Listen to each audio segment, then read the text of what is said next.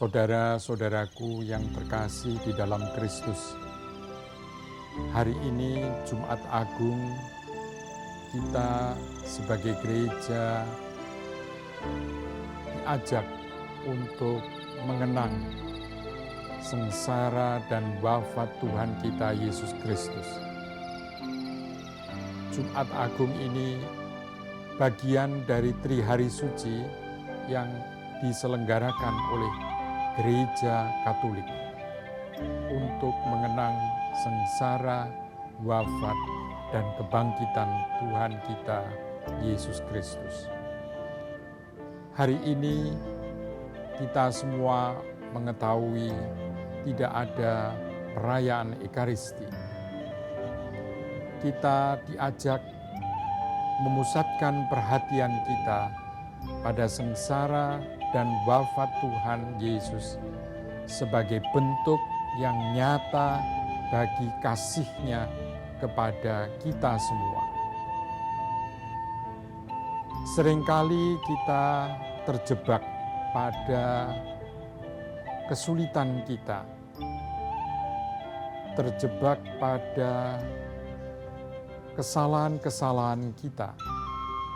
Tetapi sesungguhnya kita diajak untuk semakin melihat ke depan, karena Yesus mengasihi kita sampai mati.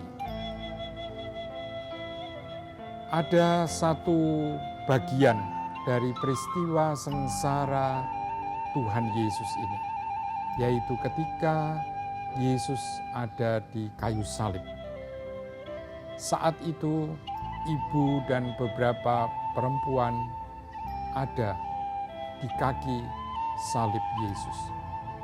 Demikian juga seorang murid-Nya yang Dia kasihi. Peristiwa ini menarik, sederhana, tetapi penuh dengan makna. Saat itu ketika Yesus melihat ibunya, Dia mengatakan, "Ibu, inilah anakmu." Dia menunjuk kepada Yohanes. Dan kemudian kepada murid-Nya yang Dia kasihi mengatakan, "Inilah ibumu." Peristiwa sederhana ini penuh makna. Yesus yang menderita di salib nampak sebagai seorang guru, pemimpin yang gagal bagi murid-muridnya. Para murid lari semua, tetapi dengan beberapa orang di kaki salib ini dan peristiwa di mana Yesus menyerahkan ibunya kepada murid-Nya dan murid-Nya kepada ibunya, di sini kita bisa melihat sebuah peristiwa penting dalam rencana Tuhan Yesus untuk mengasihi, yaitu membangun komunitas. Ketika komunitas para rasul seolah terpencar, habis, bahkan ada yang mengkhianati, Yesus memberi harapan, memulai lagi komunitas barunya, yaitu dengan Maria dan Yohanes. Dan dalam Injil Yohanes hari ini ditunjukkan mereka tinggal dengan Maria.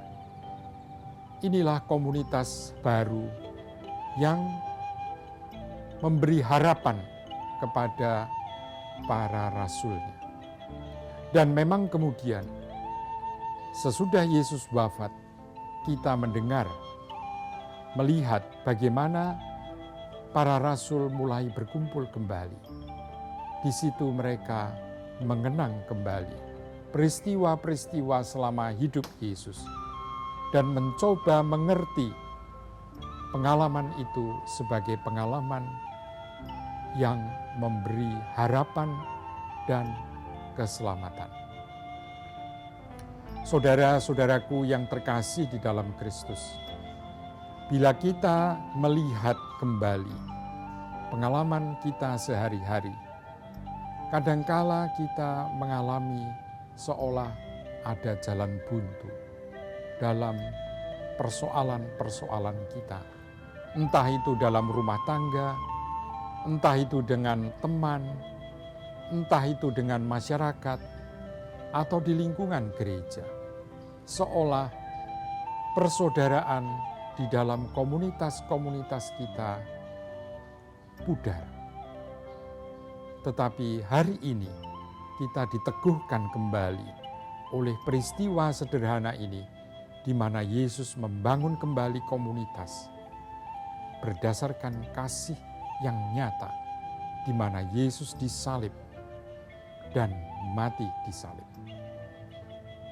Kiranya contoh semacam ini bisa menjadi sebuah kekuatan, menjadi ingatan akan usaha Tuhan Yesus sampai akhir hayatnya. Memang kita sebagai manusia yang terbatas, kita kadangkala pikiran kita, pandangan kita tidak mampu melampaui masalah kita. Tetapi hari ini kita diingatkan bahwa Yesus melampaui semua hal yang manusiawi. Dia memulai lagi yang manusiawi, yaitu murid dan ibunya disatukan kembali. Disinilah kita bisa selalu minta kepada Tuhan Yesus untuk memberikan gambaran mengenai masa depan kita.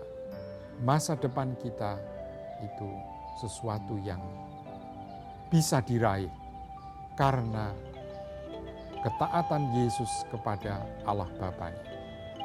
Dan ini ditunjukkan ketika Yesus mati di salib.